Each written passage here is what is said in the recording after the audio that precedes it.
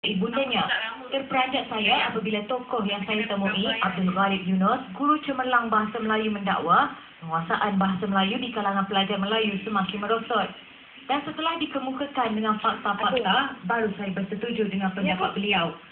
Mengikut penilaian Abdul Ghalib, pelajar yang gagal serta lulus bahasa Melayu adalah lebih tinggi berbanding pelajar yang mendapat keputusan cemerlang. Kata Abdul Ghalib, kurangnya minat membaca serta pengaruh internet menjadi punca utama pelajar Melayu gagal mencapai keputusan cemerlang dalam subjek bahasa Melayu. Pelajar sekarang ni memang tidak suka membaca bukan kerana kekurangan bahan bacaan, tetapi pengaruh luar, terutamanya seperti internet, hiburan, dan mereka sekarang pula suka melepak. Jadi jika pelajar tu kurang membaca, penguasaan bahasa mereka sudah tentu tidak meningkat.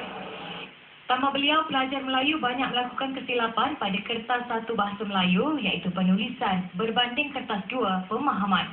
Antara kesalahan yang sering dilakukan, penggunaan ayat yang tidak lengkap iaitu tidak meletakkan subjek. Dia menegaskan penolakan markah adalah tinggi jika ayat tidak lengkap digunakan. Dan dari segi tata bahasa, pelajar Melayu juga masih lemah.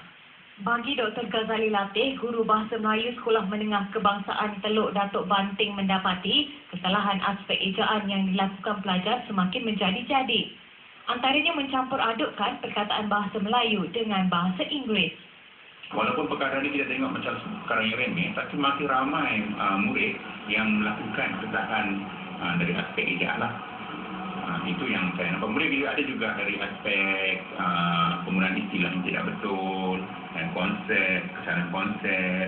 Dan juga ada lagi satu mutakhir ini, kesalahan yang agak ketara ialah penggunaan bahasa-bahasa ringkas yang digunakan oleh murid-murid ini dalam kehidupan mereka seharian. Contohnya dalam pesanan ringkas, dalam laman sosial. Tambah Dr. Ghazali, kelemahan yang wujud serta kebimbangan yang dizahirkan ini seharusnya diberi perhatian. Kegagalan dalam bahasa Melayu bukan sahaja mempengaruhi masa depan pelajar itu sendiri, malah kedaulatan bahasa itu juga. Pelajar Melayu perlu transformasi minda agar bahasa Melayu boleh diterima pakai oleh bangsa lain.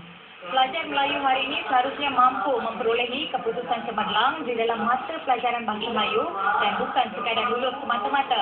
Kesedaran ini perlu agar para pelajar dapat bersama-sama memartabatkan bahasa Melayu itu sendiri. Azila Palai, Berita TV9.